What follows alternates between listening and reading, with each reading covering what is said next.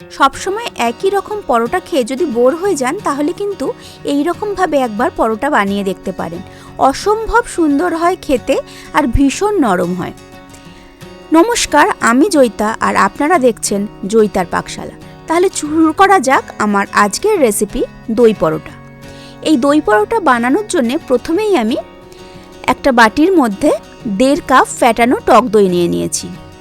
এবার এই টক দইয়ের মধ্যে আমি 1/2 চামচ বেকিং পাউডার আর 1/2 চামচ বেকিং সোডা দিয়ে দিয়েছি। দিয়ে টক দইটাকে আমি খুব ভালো করে মিশিয়ে নিয়েছি। মিশিয়ে নিয়ে আমি 2 থেকে 3 মিনিট এটাকে রেস্টে রেখে দেব। দেখুন দইটা আমার অলরেডি ফার্মেন্ট হওয়া শুরু করে দিয়েছে।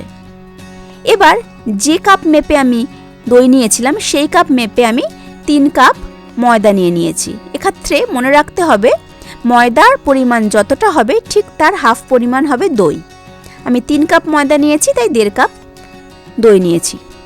এবার ময়দাটার মধ্যে আমি নুন আর চিনি দিয়ে ময়দাটাকে খুব ভালো করে মিশিয়ে নিচ্ছি। ময়দাটা আমার খুব ভালো করে মেশানো হয়ে গেলে যে ফার্মেন্ট হওয়া দইটা ছিল সেটা আমি ময়দার মধ্যে দিয়ে দিয়েছি। দিয়ে খুব ভালো করে ময়দাটাকে আমি এই দইটা দিয়েই মেখে নেব। আমি এখানে প্রথমে কোনো জলের ব্যবহার করব না। যতটা ময়দাটা দিয়ে আর দই দিয়ে মাখা হয় ততটা মেখে নিয়ে তারপর আমি অল্প অল্প করে প্রয়োজন মতো জল দেব। দেখুন আমার ময়দাটা কীরকম হয়ে এসছে।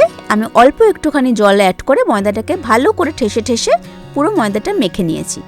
পুরো ময়দাটা মাখা হয়ে গেলে এর ওপরে আমি কিছুটা সাদা তেল লাগিয়ে এটিকে 15 মিনিটের জন্য রেস্টে রেখে দিয়েছি। 15 মিনিট হয়ে গেছে। দেখুন ময়দাটা আমার কতটা সফট হয়ে গেছে আর কতটা ফ্লাপি হয়ে গেছে। এবার ময়দাটাকে আমি আরেকবার খুব ভালো করে ঠেসে নিয়ে ময়দাটার থেকে লেচি কেটে নিচ্ছি।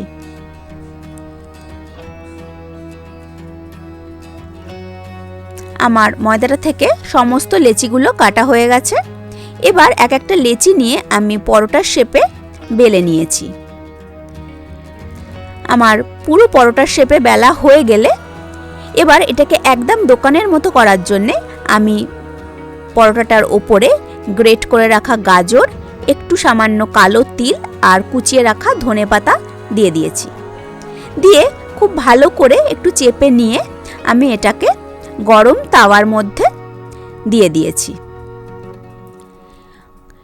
কোনো রকম তেল ছাড়াই আমি প্রথমে পরোটাটাকে এপিট ওপিট করে খুব ভালো করে সেঁকে নেব।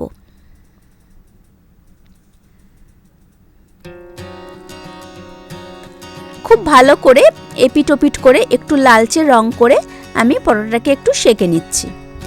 যখন পরোটাটা একটু লাল লাল মতো হয়ে যাবে তখন ওপর দিয়ে আমি সামান্য একটু ঘি দিয়ে দিয়েছি। ঘি দিয়েও আমি একবার মিনিট খানেক সময় নিয়ে এপিট ওপিট মতো করে নিয়েছি।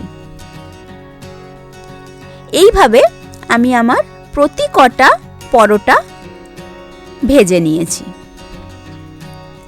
প্রথমে আমি পরোটাটাকে শুকনো তাওয়ায় সেঁকে নিয়ে তারপর সামান্য একটুখানি ঘি ওপর দিয়ে দিয়েছি।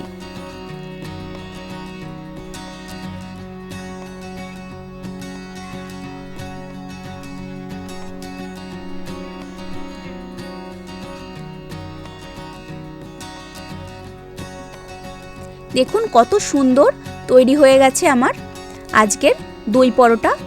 কি দেখে একদম রেস্টুরেন্টের মতো লাগছে না?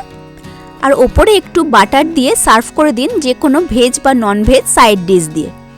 আর কমেন্টে অবশ্যই আমাকে জানাবেন যে আমার আজকের রেসিপি আপনাদের কেমন লাগলো। ধন্যবাদ।